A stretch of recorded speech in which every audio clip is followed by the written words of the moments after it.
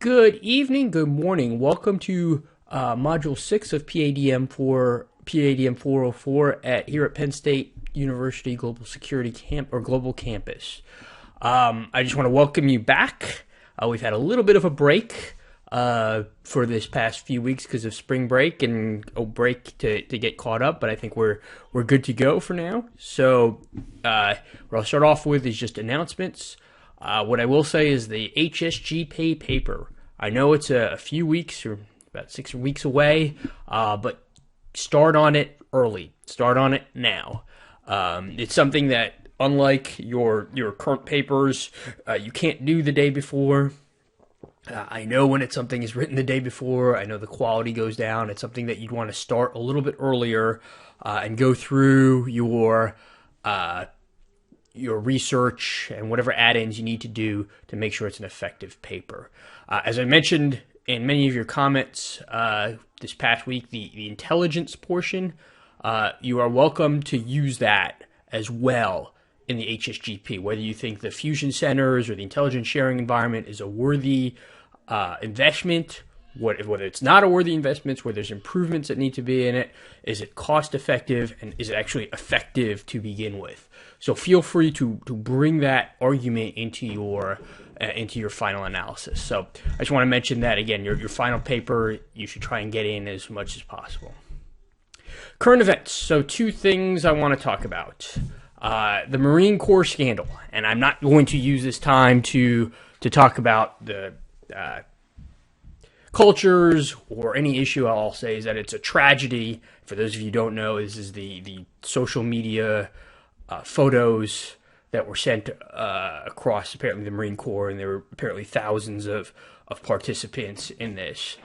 What I will say this is, look, when you have one of these incidents and you have an agency director, or in this case a service chief, the commandant of the Marines, have to testify before Congress, look, examine it, go through that testimony and see improvements that can be made in what they're saying, in their body language, and how they're responding to certain senators' questions.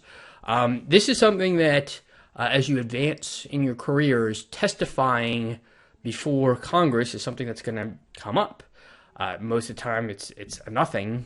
I don't want to say it's nothing, but it doesn't get the scrutiny. But in this field, particularly Homeland Security, there will be a time where Homeland Security Director, FBI Director, Secret Service Director has to testify and explain what went wrong, whether it's the Boston Marathon or something, Orlando incident or something like that. And you have to testify before Congress in an open forum. How you do at these things is vital. I can't underestimate, or it's hard to underestimate how important it is that your boss is prepared, or if it's you that you're prepared. And it's important that you can, sometimes you'll be testifying, but most times you'll be prepping somebody to testify, how well you can prep them to do so. And I've done this before. I've gone through this drill, and I had one guy, he was an agency director, and he had come from Capitol Hill, and the preparation that went in, he was extensive. He had mock, everyone pretended to be a senator, so we had to research the senator's background so we knew what questions were coming up. We had mock testimonies. We videotaped.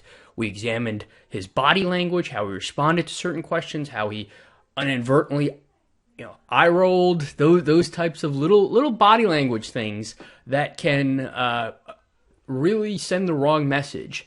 And if you think I'm, just to give you a case study, back 2 years ago, the Secret Service Director, after several incidents with the Secret Service, particularly people scaling the fence of the White House, when she testified before Congress, she did not give a good impression on Monday.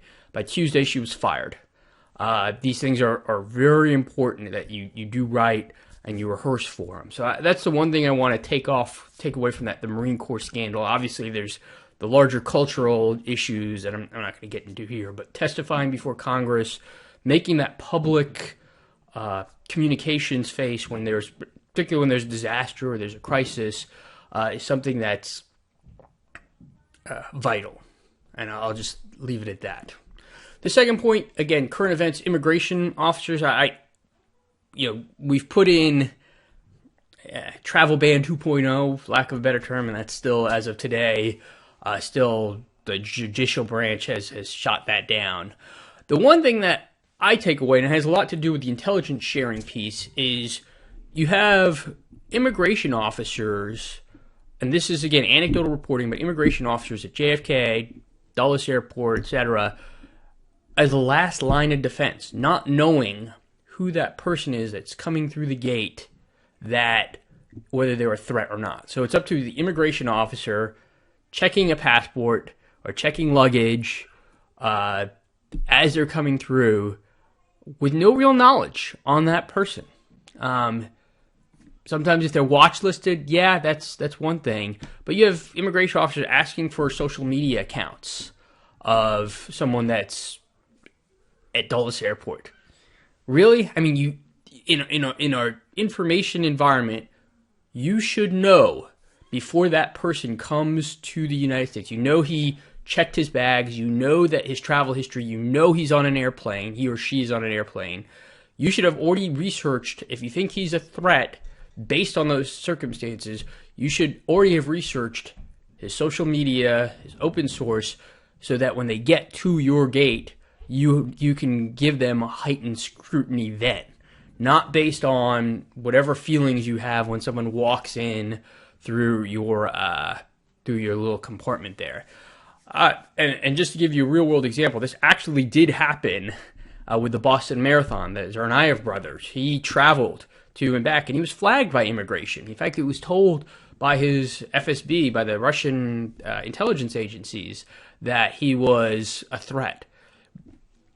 And he was posting on social media all sorts of anti-jihad or jihadist things, yet no one knew about that until after the Boston Marathon incident. So I asked the question again, for those of you, extreme vetting is now a cliche, but vetting of someone should occur as far forward from the immigration stalls at points of entry than it is now. And that, I think, is kind of unacceptable in my book. So I'll just leave it at that. Just, again, when you're hearing these stories, just think about that and think about how vetting can occur well in advance of when somebody comes through a point of entry. So, review of last week's two things. Intelligence sharing environment. I think I wrote on a lot of your papers two things to bring up in the intelligence sharing environment. Well, one, I really emphasized that those two paragraphs on critical issues for the intelligence sharing environment. A lot of you talked about civil liberties, which is fine. A lot of you talked about whether overclassification or underclassification when we're sharing with municipal branches. Understand that as well. I would also say that in the intelligence sharing environment, a big threat, or there's two big things. One, the donut hole. And what I mean by that is the difference between somebody's being watch listed and somebody's being arrested. All right? And that's come up, and that just came up this past weekend in the Paris attack at Orly Airport this past weekend. And it was, a person was on the radar of the French authorities and the European Union, but he could still conduct an attack. He could still take a gun and shoot people. The Orlando shooter was on the radar of the FBI for having previous extremist, not linkages, but extremist thoughts. The Boston Marathon person, he was on a watch list, yet he could still execute his crime.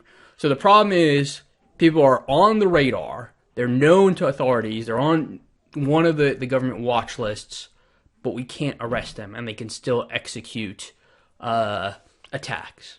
How do we solve that problem? How do we close that gap or make sure that this person can't conduct an attack? That's something to think about in the intelligence sharing environment. And the other thing I kind of alluded to already is information known about people at the federal level, whether it's through the intelligence community, whether it's through TSA, whether it's through immigration. That information is not very well disseminated down to local law enforcement. In a perfect world, and some of you might have heard this expression shooter or every sensor, or every shooter is a sensor, for those of you who've been in Iraq and Afghanistan. What that means is that, everyone's a collector and every person down at the lowest level is informed.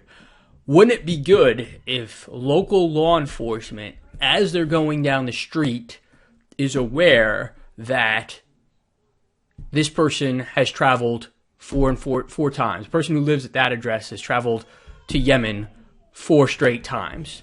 The person that lives at this address, he's also flagged by a foreign intelligence agency. This person here was flagged at immigration when he comes in. He's still let go, but that information is not disseminated down to the lowest level. That is a key problem with the information sharing environment. The Boston example is something I bring up as an illustrative example where information was known at the federal level, but certainly the Boston Police Department was not aware of it. So that is another problem with the intelligence or the information sharing environment back and forth, and feel free to bring that up in your final paper. And then the last point, risk. I'm going to talk more about this tomorrow because I still haven't read all the papers, or the papers are still coming in. I think there was just some issues with risk, how to allocate risk between mandates, threat, vulnerability, consequence. Some people understood it. I think maybe for the next time I do this class, I might do something a little bit more simpler on that. But the graphic, there was a graphic in the module. I wanted you to expand on that, and I'm not sure everyone kind of did that. What I'll do tomorrow is I'll show you an example of the graphic for the risk piece, so you have an idea of what I was looking for. I don't want to send it out now because I don't want people who are still handing in their paper to just kind of copy it off there. But the risk allocation, how risk has evolved, is going to be part of your final paper as well, and how is the allocations that we're doing based on what you read in the CRS paper, is that appropriate? Do we need to? Is the congressionally mandated piece of the pie, is that too much, or is threat not allocated enough, or are we looking too much at population density when a lot of the key infrastructure is not necessarily in populated areas? Those are the types of questions that I want you to bring up in your final paper, and that's hopefully what you got out of the risk section here. So next week is critical infrastructure, key resources, CIKR. What I want you to focus, it's a big chapter, just focus on public-private partnerships. And what I mean by that is,